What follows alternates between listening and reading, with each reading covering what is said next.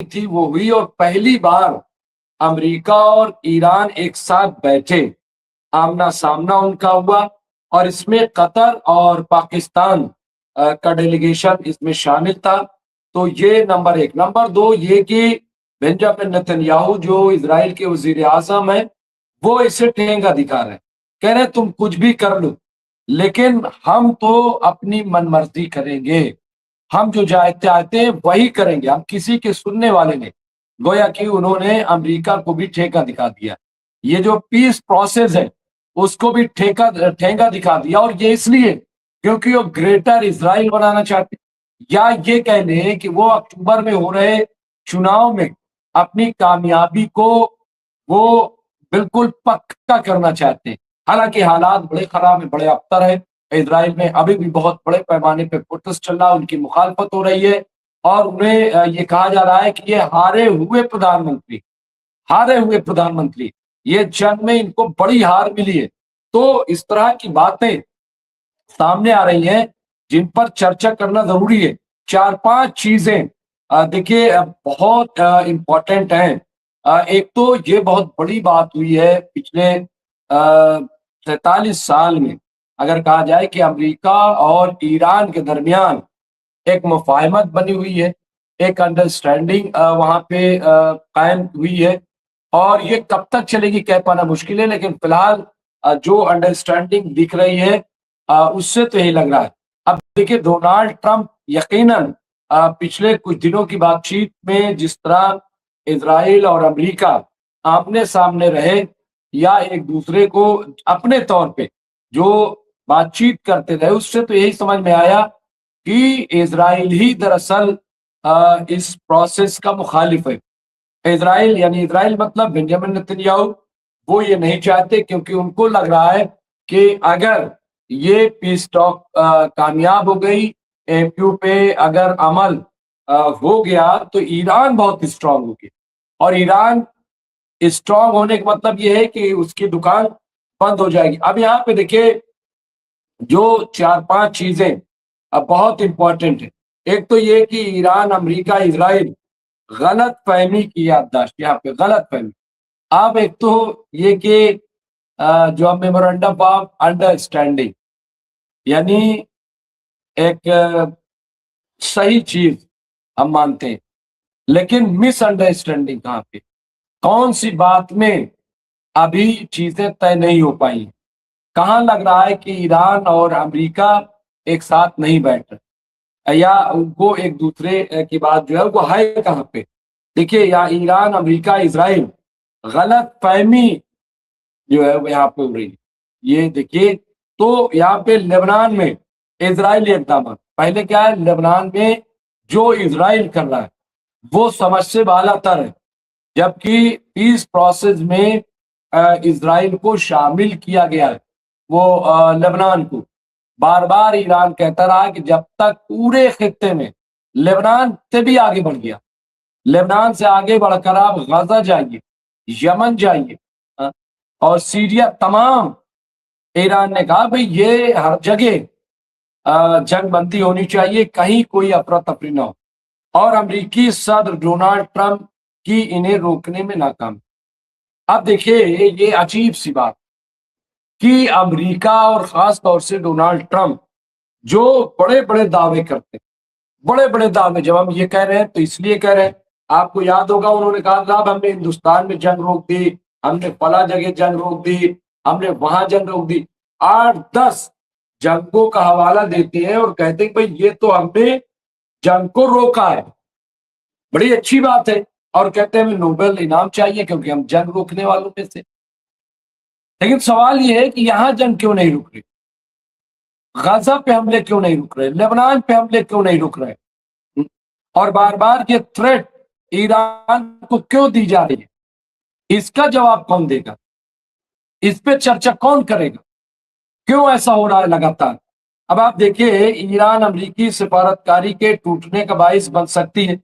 हाँ, यहाँ पे ड्रॉप साइट न्यूज के शरीके बानी यहाँ जेरीमी स्काई की दलील है, और ये बिल्कुल सही दलील है, क्योंकि आप देखिए ईरान पे भी बहुत प्रेशर, آپ یہ نہ سمجھیے کہ ایرانی سب پزشکیان پر پریشر نہیں ہے، جو ودیش منتری ہیں سید عباس عراقچی ان پہ پریشر نہیں ہے، یا جو کالی بوف ہیں، جو اسپیکر ہے ایران پارلیمنٹ کے، ان پہ سب پہ بہت پریشر. اور یہ پریشر سپریم لیڈر جو ہیں آیت اللہ مجتبی خامنئی، یہ ان کی طرف سے بھی پریشر. اچھا، ان کی بھی اپنی ذمہ داری ہے. بھئی ایران کی عوام جو جان دینے کے لیے تیار ہے، اپنی قربانی دے بھی رہی ہے، سڑکوں پہ ہے. آپ سوچئے جس ملک کے کونے کونے پہ حملے ہوئے اور 50-60 گھروں کو تہوبالہ کر دیا گیا، انہیں منہدم کر دیا گیا، ان پہ ٹارگیٹڈ حملہ کیا گیا ہو، جہاں کالجز پہ، اسکول پہ، اتنے بڑے پیمانے پہ. اس کے باوجود اگر وہاں کی عوام اپنی سرکار کے ساتھ کھڑی ہے تو کیا یہ کوئی معمولی بات ہے؟ کیا اسے آسان تصور کیا جائے گا کیا؟ اور ایسے لوگوں کو کوئی بھی سرکار نظر انداز کیسے کر سکتی؟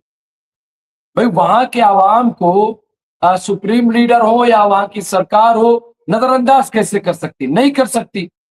تو اب جو سپریم لیڈر ہے انہوں نے کہا بھئی دیکھیے ہم تانا شاہ تو ہیں نہیں، ہم تانا شاہی والی حکومت تو چلا نہیں رہے، تو اس لیے ہمیں بات تو ماننی پڑتی ہے. لیکن اگر یہ جو ایم یو سائن ہوا ہے، یہ جو پیس ٹاک ہو رہے، اگر اس میں کچھ بھی گڑبڑی ہوئی تو اس کے لیے کون ذمہ دار ہوگا؟ اس کے لیے مسعود پزشکیان ذمہ دار ہوں. یہ انہوں نے بہت کلیئر کٹ کہہ دیا. تو یہاں پہ میں ایک ایک کر کے وہ چیزیں، اب دیکھیں یہاں پہ بالکل صحیح بات، یہ جو بیان آیا جزیرہ پہ، یہاں پہ جو بات کہی گئی بالکل صحیح ہے.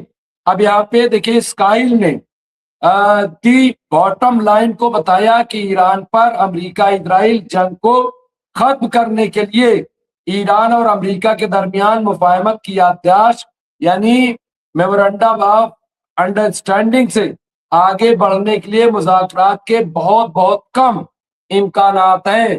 اب یہ ایک بڑا خطرہ، حالانکہ بڑی امید ہے، امید پورے خطے کو ہے.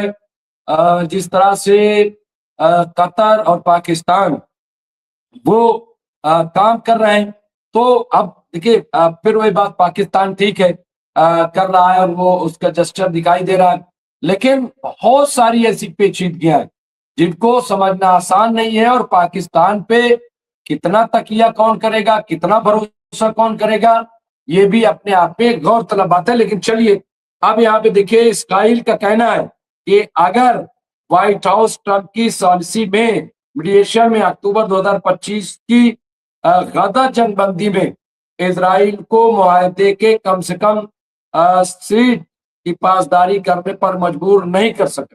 اب یہ بالکل آپ یہ دیکھیں بالکل صحیح بات ہے، یہاں پہ بہت ہی مناسب بات کہی گئی. اچھا، اس میں امریکہ ہی نہیں ہے، اس میں مصر ہے، اس میں ٹرکی بھی شامل ہے جو خاموش تماشائی بنا ہوا ہے، ٹرکی، اور اس میں قطر بھی شامل. اب یہ سب اتنے کے باوجود آپ بتائیے، بات چیت ہو رہی تھی، ایران پہ حملہ کر دیا، غزہ پہ مستقل یعنی پیس پروسیس اور تمام جو ضروری باتیں ہیں ان سب کو پورا کرنے کے باوجود اسرائیل نے حملہ کر دیا. تو جب اسرائیل حملہ کر رہا ہے، اسرائیل آپ کی بات نہیں مان رہا ہے، میں امریکہ سے مخاطب ہوں، تو امریکہ کی کیا ذمہ داری؟ کیا امریکہ ٹھیک کر رہا ہے کہ ہاں ٹھیک ہے آپ ٹھوکتے رہو، مارتے رہو، کوئی مسئلہ نہیں ہے؟ اب ایسے تو نہیں ہو سکتا ہے کہ کوئی مسئلہ نہیں. اگر اسی وقت اسرائیل جو ہے، جو تجزیہ نگار ہیں، قلم کار ہیں، ان کی بات ہی بالکل صحیح ہے کہ اگر اسی وقت اسرائیل کو روکا جاتا، اسرائیل پہ پابندی عائد کی جاتی، اسرائیل کی امریکہ مدد نہ کرتا، تو بات بن جاتی. لیکن لگاتار ہم دیکھ رہے ہیں، لگاتار کہ امریکہ اسرائیل کی مدد کر رہا ہے. اب جب مدد کر رہے ہو تو یہ کیسے ممکن ہے؟ آپ کسی کی مدد بھی کرتے جا رہے ہو اور اسے کہہ رہے ہو کہ ہم روک بھی رہے، یہ تو نہیں، یہ تو جھوٹ ہے. اب اس کے پیچھے دیکھیں پھر یہی کہا جاتا ہے کہ امریکہ گیم کر رہا ہے، امریکہ بہت گندا کھیل کھیل رہا ہے. हाँ, ये हमारे यहाँ एक मिसाल दी जाती है कि चोर से कहे चोरी करो और शाह से कहे जागते रहो। तो अब ये कैसे चलेगा?